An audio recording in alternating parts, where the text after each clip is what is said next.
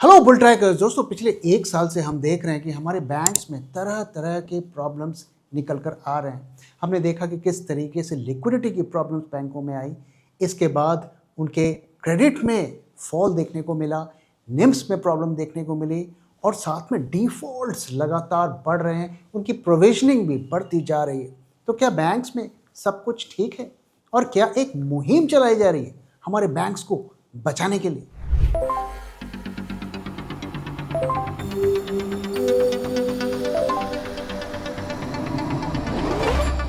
जब मार्केट की हो बात, बेटर आस्क बुल ट्रैक।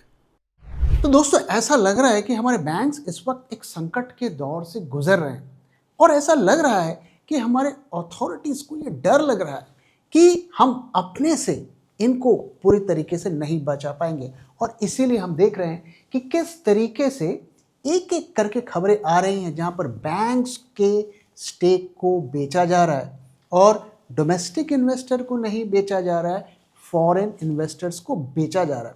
तो आइए कुछ एग्जाम्पल्स को देखते हैं। तो हमने देखा कि आरबीएल बैंक, जो कि एक नामी बैंक है हमारे कंट्री का, उसमें एमिरेट्स एनबीडी का इन्वेस्टमेंट होने वाला है 60% वाया प्रेफरेंशियल इशू और साथ में ओपन ऑफर भी आने वाला है 280 रुपीज़ में। $3 बिलियन यानी कि करीब 26,000 करोड़ का वो इन्वेस्टमेंट कर रहे हैं। और अगर ये डील हो गई तो first foreign controlled Indian private bank, और उसमें वो ऑब्वियसली कैपिटल भी इन्फ्यूज करेंगे और ईएनडीबी बिकम्स प्रोमोटर अंडर 74% कैप, जो कि आरबीआई का एक कैप है कि इससे ऊपर ओनरशिप नहीं हो सकती। तो ये फर्स्ट बैंक होगा जो जिसका फॉरेन प्रमोटर होगा। इसके बाद हमने देखा कि फेडरल बैंक में भी इसी तरीके की डील हुई। इसमें ब्लैकस्टोन इन्वेस्टमेंट कर रहा है 9.9% वाया वारंट्स और 6,196 की ये डील है। Optionality entry, largest single share holder, board seats greater than 5%, यानी कि बोर्ड में उसका 5% से ज़्यादा का वेटेज होगा। यस बैंक, इसमें जापानीज जो बैंक है एसएमबीसी, उनकी इंडिया की जो सब्सिडरी है, जो कि इंडिया में ऑलरेडी काफ़ी सालों से बिजनेस कर रही है, उसने 24.22% स्टेक खरीदा है। और ये स्टेक किससे खरीदा है? तो जब यस बैंक कोलैप्स हुआ था उस वक्त एसबीआई, एचडीएफसी और कई सारे बैंक्स ने उसमें इन्वेस्ट किया था इन्वेस्टर्स को कॉन्फिडेंस देने के लिए। तो उससे उस स्टेक को एसएमबीसी ने खरीदा है $1.6 बिलियन का। इसमें वो इन्फ्यूजन करने जा रहे हैं, यानी कि स्टेक खरीदने के लिए इतना पैसा दिया है। नियर क्वार्टर स्टेक, 1/4 स्टेक इस कंपनी का होगा, पर ये प्रमोटर नहीं होगी और बैंक के बोर्ड में इनके 2 कंपनी के मेंबर्स होंगे।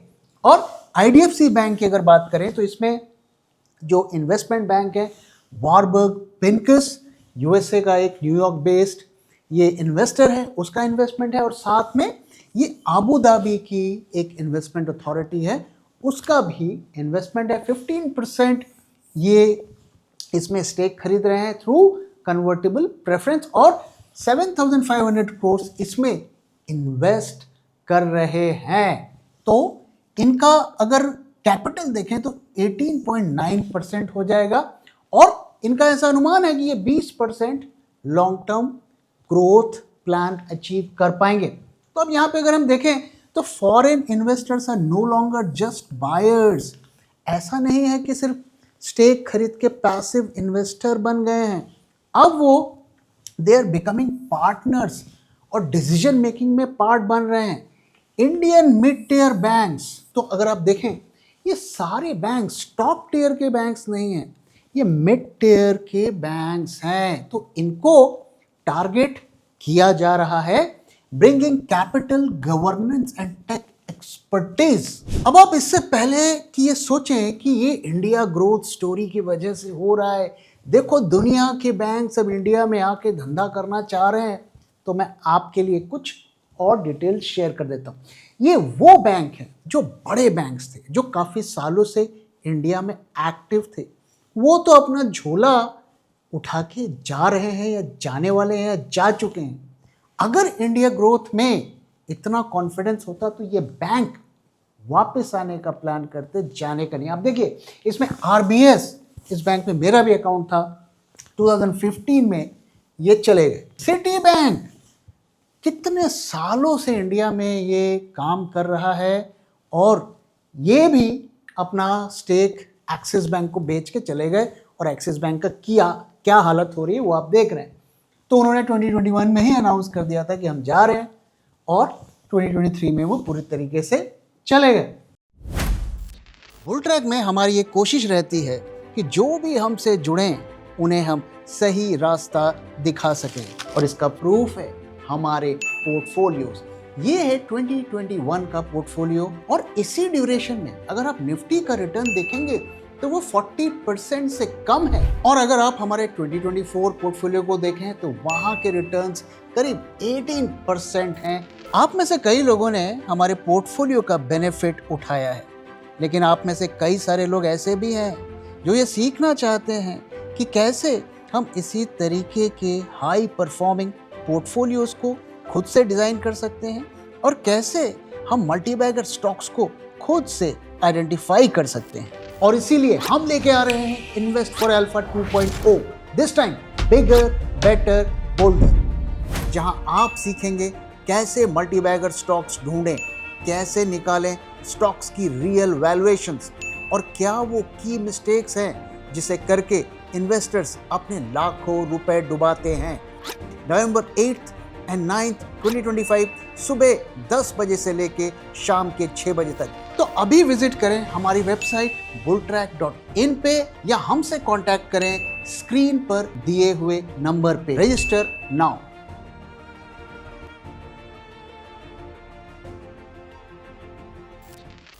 और इसके बाद डॉयचे बैंक की बात करते हैं तो ये भी काफी टाइम से इंडिया में एक्टिव है और इन्होंने भी अनाउंस कर दिया है कि 2025 में ये झोला उठा के जा रहे। क्रेडिट स्विस, इनकी अपनी इंटरनल प्रॉब्लम्स थी और इनका भी मर्ज हो गया यूबीएस से और ये भी इंडिया के बिजनेस से आउट हो गए। स्टैंड चार्ट ये अभी भी ऑपरेशनल है इंडिया में, अभी भी इसकी ब्रांचेस हैं, पर ये अब डाउनसाइजिंग मोड में है, यानी कि झोला उठाने के चक्कर में है और सूनर और लेटर ये भी अपना झोला उठा के चले जाएंगे। तो 2018 से ये डाउनसाइजिंग कर रहे हैं और फिलहाल अभी फुली तरीके से एग्जिट नहीं किया है। अब यहां पर एक और चीज को देखिए कि आरबीआई कभी भी नहीं चाहता था कि ज्यादा से ज्यादा लोग इंडिया में आए, हमारे बैंकिंग सेक्टर में स्टेक खरीदें, उनके ओनर बने, प्रोमोटर बने या वहां पर पावरफुल बने। ये आरबीआई की पॉलिसी सालों से रही जिसे अब बदला जा रहा है। तो अगर आप आरबीआई का रूल देखें तो आरबीआई का रूल क्या कहता है कि 74% से ज्यादा का foreign investment private sector bank में अलाउड नहीं है, लेकिन उसके लिए कोई भी अगर इन्वेस्टर आता है इंडिया के बैंक में इन्वेस्ट करता है तो आरबीआई की मंजूरी लेनी पड़ती है और आरबीआई चाहे तो मना कर सकता है। तो अभी पिछले कुछ महीनों से इसमें काफी रिलैक्सेशन किया जा रहा है। तो जैसा कि मैंने कहा, RBI retains discretion and additional conditions when a foreign bank on foreign entity seeks ownership or control in an Indian bank. अब ऐसा पॉसिबल है कि इसमें और भी रिलैक्सेशन दिए जाएं। तो as of June 2025 RBI has not made changes to existing FDI norms but is reviewing ownership and structure rules for future updates. तो जिस तरीके से फॉरेन इन्वेस्टर्स की बाढ़ सी आती हुई दिख रही है, ऐसा लग रहा है कि आरबीआई फ्यूचर में इसे और रिलैक्स कर सकता है। तो अब सवाल ये उठता है कि इतने सालों के बाद आरबीआई इतने रूल्स को रिलैक्स क्यों कर रहा है और हमारे बैंक्स की ओनरशिप पार्शियली या as a majority share holder क्यों फॉरेन इन्वेस्टर्स को दे रहा है। हम देख रहे हैं कि पिछले 1 सालों से हमारे बैंक्स में कितनी तरीके की प्रॉब्लम्स का सामना हमारे बैंक्स कर रहे हैं और आरबीआई ने किसी न किसी तरीके से उन्हें बेल आउट करे। तो हमने देखा कि किस तरीके से बैंक्स में लिक्विडिटी की शॉर्टेज हो गई थी पिछले साल। मैंने कई वीडियोस बनाकर आपके साथ शेयर किया था। तो करीब 2.5 लाख करोड़ आरबीआई को सिस्टम में इन्फ्यूज करना पड़ा और इसकी वजह यह थी कि लोग बैंकों में पैसे रख नहीं रहे थे। दूसरी तरफ जो लोन बांटे थे वहां पर डिफॉल्ट्स काफी ज्यादा हो रहे थे, तो एक बड़ी लिक्विडिटी की क्राइसिस बन गई थी और तरह तरीके के आरबीआई ने कदम उठाए, जिसमें उन्होंने जो रेपो विंडो को 14 डेज से घटा के 7 डे कर दिया गया और साथ में वीआरआर ऑक्शंस, जो ये वेरिएबल रेपो रेट ऑक्शंस होते हैं जिसके थ्रू बैंकों के हाथ में आरबीआई पैसा देता है, वो किया और साथ में रेपो रेट में भी कटौती की और ओएमओ जो बॉन्ड्स को खरीद के और बेच के लिक्विडिटी बैंकों को दिया जाता है वो कदम उठाए। So by loosening liquidity and anchoring rates, RBI gave banks cheaper funding exactly when foreign capital was ready to pour in. अब अगर आप इन बैंक्स, जो 4 बैंक्स की हम बात कर रहे हैं, वहां पे अगर आप देखें तो या तो प्रोविजनिंग या निम या ग्रॉस एनपीए नेट एनपीए, कहीं ना कहीं यहां पर सिचुएशन खराब होती हुई दिख रही है। हालांकि दोस्तों मैं आपको एक चीज बता दूं कि बैंक्स में जो प्रॉब्लम है, असली प्रॉब्लम है, वो अंतिम दम तक नहीं पता चलता है।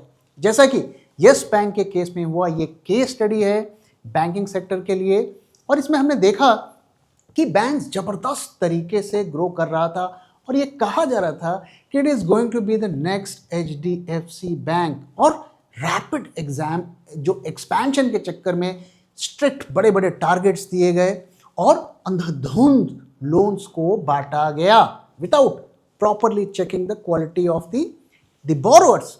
और फिर क्या होता है, वही होता है जब आप बोरोइंग में कंट्रोल नहीं रखेंगे अपने टारगेट्स को मीट करने के लिए, तो वहां पर डिफॉल्ट्स होने लगे और डिफॉल्ट्स को छुपाया गया और उनके जो नंबर्स बाहर निकल कर आ रहे थे उसमें वो डिफॉल्ट्स नहीं दिख रहे थे और काफ़ी टाइम तक ये सिलसिला चलता रहा और जब वो डूबा तो ऐसा डूबा कि न सिर्फ बैंक के इन्वेस्टर्स बल्कि डिपॉजिटर्स को भी भारी नुकसान का सामना करना पड़ा। तो ये नंबर्स अगर आप देखेंगे तो नंबर्स तो बहुत ज़्यादा बुरे नहीं दिख रहे हैं, लेकिन अगर ये नंबर्स इतने ही अच्छे हैं या आने वाले दिनों में अच्छे होने वाले हैं तो क्या अचानक से ज़रूरत पड़ गई कि फॉरेन इन्वेस्टर्स को बुला बुला कर स्टेक बिकवाया जा रहा है। तो आपने देखा कि ये सारे बैंक्स जो अभी आए हैं स्टेक सेल के, ये मिड टियर के बैंक्स हैं।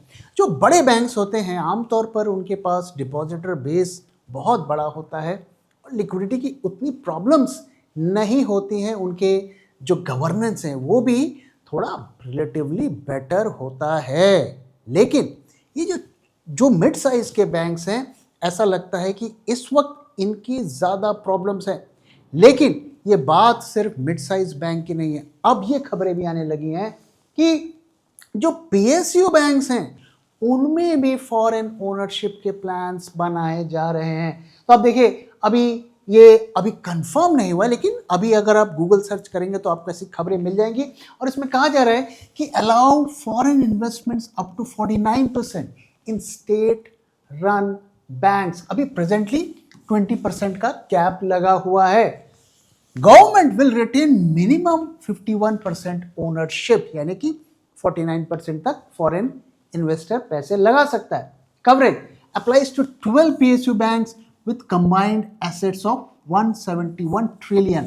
50% ऑफ बैंकिंग सेक्टर को फॉरेन इन्वेस्टर्स के कंट्रोल में देने की प्लानिंग चल रही है। Current foreign stake ranges from 12%, Canara bank में अगर आप देखिए 12% का है, यूको बैंक में 0 है। तो ज्यादातर केस में इसी के बीच में स्टेक जो है फ्लक्चुएट कर रहा है। So why it is doing it? Again to attract fresh capital. तो क्या हमारे देश में कैपिटल अब नहीं रहा है? तो हमारे देश में जो इतने अमीर अमीर लोग हैं जिनके वर्ल्ड के रिचेस में काउंटिंग होती है, क्या वो पैसा हमारे बैंक में नहीं लगा सकते हैं? और ये भी कहा जा रहा है कि ग्लोबल एक्सपर्टाइज आ जाएगी। तो क्वेश्चन इज, तो क्या हमारे पास एक्सपर्टाइज नहीं है? क्यों नहीं है?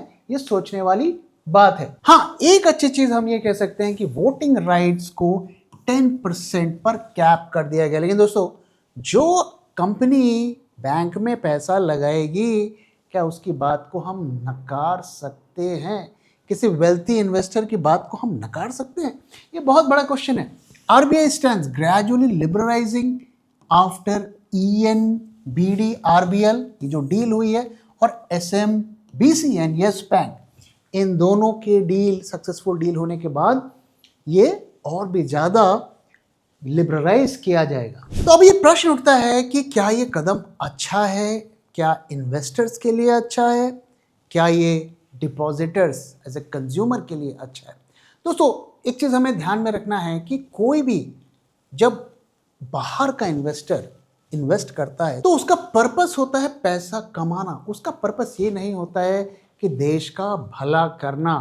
तो आप बताइए क्या इससे हमें फ़ायदा होगा? डिपॉजिटर्स का पैसा बैंक में जा रहा है हमारे देश के, और उस पैसे का कंट्रोल फॉरेन ओनर के पास है, तो क्या उसका सही इस्तेमाल होगा या नहीं होगा, यह भी सोचने वाली बात है।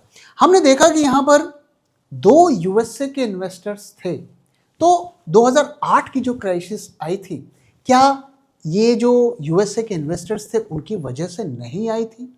क्या वही चीज़ यहाँ पे हमें देखने को नहीं मिल सकती? ऑफ कोर्स हम अगर अपने गार्ड्स को लूज करेंगे, हमारे कंट्रोल नहीं रहेगा और हम सारी चीज़ों पर वॉच नहीं रखेंगे, तो यहाँ पर भी ऐसा हो सकता है। लेकिन क्वेश्चन ये है, क्या हमारे देश में ही हमारे बैंक में स्कैम्स नहीं हुए? क्या यहाँ पर जो चेक्स एंड बैलेंसेस में मिस नहीं हुए?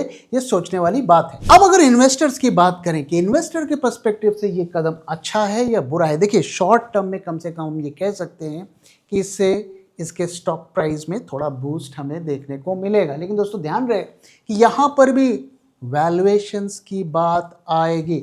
अब देखिए आरबीएल बैंक में इन्होंने जो ओपन ऑफर दिया है 280 रुपीज़ का दिया है, स्टॉक प्राइस अभी भी उससे ऊपर है, तो ये अपसाइड को कैप करता है। यानी कि जो इन्वेस्टर आ रहा है वो कह रहा है हम 280 रुपये से ज़्यादा नहीं देंगे, तो क्या वहाँ पर कैप बनेगा? दूसरी चीज़ अगर आप देखें तो इनके फॉर एग्जांपल SMBC ये जापान का बैंक है, और जापान की बहुत सारी कंपनीज इंडिया में ऑपरेट करती हैं, तो ये बिजनेस तो लेकर आ जाएंगी, क्योंकि जापानीज कंपनी का बिजनेस वो प्रेफर करेंगे कि हम जापानीज कंट्रोल्ड बैंक में जाएं। इसी तरीके से अगर आप यहाँ पर देखें एमिरेट्स, तो जो भी मिडिल ईस्ट की कंपनीज हैं और जो वहाँ से जो कंपनीज मिडिल ईस्ट से डील करती हैं, तो चांसेस हैं कि उनका बिजनेस यहाँ पर आ जाएगा। तो ये बिजनेस तो ले आएंगे, लेकिन अल्टीमेटली हमारा डोमेस्टिक बिजनेस कितना होगा उस पर भी इस बैंक का सक्सेस डिपेंड करेगा। क्या हमारे यहाँ क्रेडिट बढ़ेगा? क्या हमारे यहाँ ज़्यादा से ज़्यादा रिटेल वाले बैंक में बैंकिंग करेंगे? इस पर ही इसका फ्यूचर डिपेंड करेगा। तो इसलिए आने वाले कुछ दिनों में आप ऐसा देख सकते हैं कि बैंक्स में तरह तरह की खबरें आएंगी, ये फॉरेन का इन्वेस्टर इस बैंक में इन्वेस्ट कर रहा है, ये इसमें कर रहा है, तो एक माहौल बनाने की कोशिश की जाएगी। लेकिन हमें ध्यान में रखना है कि अल्टीमेटली बैंक्स के वैल्यूएशंस के बेसिस पर ही हमें इन्वेस्ट करना चाहिए, बहुत ज़्यादा स्पेकुलेशन पर नहीं जाना चाहिए, क्योंकि एंड ऑफ द डे वो बैंक कितना बिजनेस कर रहा है, इसी से उसके स्टॉक प्राइस पर मूवमेंट आएगी। अब आइए दोस्तों आज के मार्केट की बात कर लेते हैं कि मार्केट शॉर्ट टर्म में इधर जा रहे हैं। तो आज का अगर हम डेटा देखें तो आज 27 अक्टूबर है, और निफ्टी करीब करीब 26,000 के लेवल के आसपास ही रहा। अच्छा आज का परफॉर्मेंस था, 170 पॉइंट्स मार्केट अप रहे। और अगर हम वोलेटिलिटी को देखें, यहाँ पर हमें राइज देखने को मिला है। अगर विक्स में भी देखें तो राइज देखने को मिला है, यानी कि थोड़ा मार्केट हमें ये इंडिकेट कर रहा है कि अनसर्टिनिटी का माहौल थोड़ा बढ़ता जा रहा है। पुट कॉल रेशियो 1.39 से ड्रॉप होता हुआ 0.75 आया, और आज फिर राइज देखने को मिला, तो it's a bullish indication. Open interest को अगर हम देखें तो अब ये हम आपको नवंबर मंथ का डेटा दिखा रहे हैं, क्योंकि अब कल एक्सपायरी है। तो यहाँ पर अगर आप देखिए तो अच्छा खासा हमें राइज देखने को मिला है, यानी कि फ्रेश पोजीशंस भी ऐड हुई हैं और रोल ओवर्स भी हुए हैं। प्रीमियम्स में भी अच्छा खासा राइज देखने को मिला है। और अगर टर्नओवर भी देखें तो ठीक ठाक है, मैं इसे बुरा टर्नओवर नहीं कहूँगा।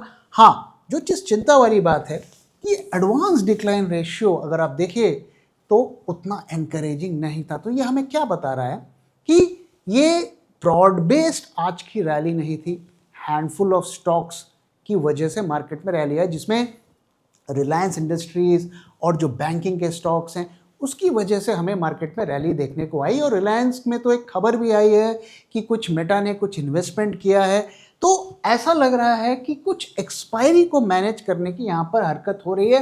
अगर हम देखें तो FII के इंडेक्स शॉर्ट पोजीशंस में भी कट हुआ है। तो ओवरऑल आज का मैं डेटा देखूं तो मिक्स्ड है, कहीं कहीं पर ये पॉजिटिव आ रहा है, खास करके अगर हम निफ्टी फ्यूचर्स के OI को देखें। लेकिन अगर हम वोलेटिलिटी को देखें और एडवांस डिक्लाइन को देखें तो ये थोड़ा नेगेटिव आ रहा है। तो इसलिए मैं इसे मिक्स्ड कहूँगा, मैं एक तरफा इसे बुलिश डेटा की तरह नहीं देख रहा हूँ। तो आइए दोस्तों सेंटिमेंट ट्रैकर को देखते हैं कि वो आज के डेटा के बेसिस पर हमें क्या इंडिकेट कर रहा है। तो कल के दिन हमने आपको जो सेंटिमेंट ट्रैकर दिखाया था वो बेयरिश टेरिटरी पे चला गया था। आज ऑब्वियसली मार्केट थोड़ा ऊपर गया है और थोड़ा सा हम यहाँ पर मूव होते हुए दिखे हैं, तो अभी भी ये बेयरिश टेरिटरी पे है। तो ऐसे में हमें करना क्या है, इसको पता करने के लिए आइए चार्ट पर चलते हैं। तो चार्ट में अगर हम देखें तो क्या क्लूज हैं। देखिए दोस्तों, हम आपके साथ जो भी शेयर करते हैं वो डेटा के बेसिस पर शेयर करते हैं, हम इमोशंस पर नहीं जाते हैं। और डेटा मैंने आपको दिखाया कि वहाँ पर मिक्स्ड बैग डेटा हमें देखने को मिल रहा है। चार्ट में क्या इंडिकेशंस हमें देखने को मिल रहे हैं, क्यों हम इतनी रैली के बाद भी जो है अभी बुलिश नहीं है। रीज़न मैं आपको शेयर करता हूँ, डेटा में मैंने आपको दिखाया। और अगर चार्ट में अगर आप देखेंगे तो ये जो डाइवर्जेंस हमें देखने को मिल रहा है MACD में, अगर आप देखिए ये टॉप और ये टॉप, आप देख रहे हैं कि कितना ऊपर मार्केट गया है, लेकिन यहाँ पर अगर MACD में देखें तो वो राइज नहीं देखने को मिल रहा है, इसलिए ये ट्रेंड क्वेश्चनेबल है। साथ में अगर आप देखिए स्टोकेस्टिक इंडिकेटर भी ओवरबॉट टेरिटरी पर पड़ा हुआ है। तो इसलिए हमने आपके साथ शेयर किया था कि अगर ये लेवल 25,780 नीचे ब्रीच करता है तो हमें शॉर्ट पोजीशंस ओपन करनी चाहिए, उससे पहले नहीं करनी चाहिए। साथ ही मैंने आपके साथ ये कहा था कि अगर आप इम्पेशेंट हैं तो यहाँ पर आप हेजिंग के साथ पोजीशन खोल सकते हैं, और जैसे ही ये ब्रीच करेगा उस वक्त आप अपने हेज को हटा सकते हैं। तो होपफुली आपने वो एडवाइस मानी होगी। जब भी आप बहुत ही हाई लेवल पर शॉर्ट पोजीशंस खोलते हैं या बहुत ही लो लेवल पर आप लॉन्ग पोजीशंस खोलते हैं तो हमेशा एक रिस्क होता है, क्योंकि इतनी रैली के बाद एक छोटा फॉल आएगा तो लेट कमर्स मार्केट में घुसेंगे। और कुछ ऐसा ही आज हमें देखने को मिला है, और साथ में ऐसा लगता है कि एक्सपायरी की भी कुछ मैनेजमेंट हुई है। तो कल का दिन हमें देखना है कि कल कैसा मार्केट बिहेव करता है और उसके बाद नई सीरीज में मार्केट्स कैसे रिएक्ट करता है।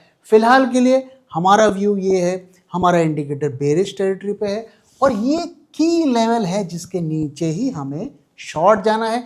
अगर आप ऑलरेडी शॉर्ट बना लिए हैं तो आपको हेजिंग के साथ बनाना है और हेजिंग को फिलहाल कैरी करना है, यही हमारा सुझाव है। दोस्तों इसी के साथ इस वीडियो को मैं यहाँ पे खत्म कर रहा हूँ। वीडियो कैसा लगा जरूर बताइएगा और अपना फीडबैक भी शेयर करना मत भूलिएगा। Thank you very much for watching and thank you for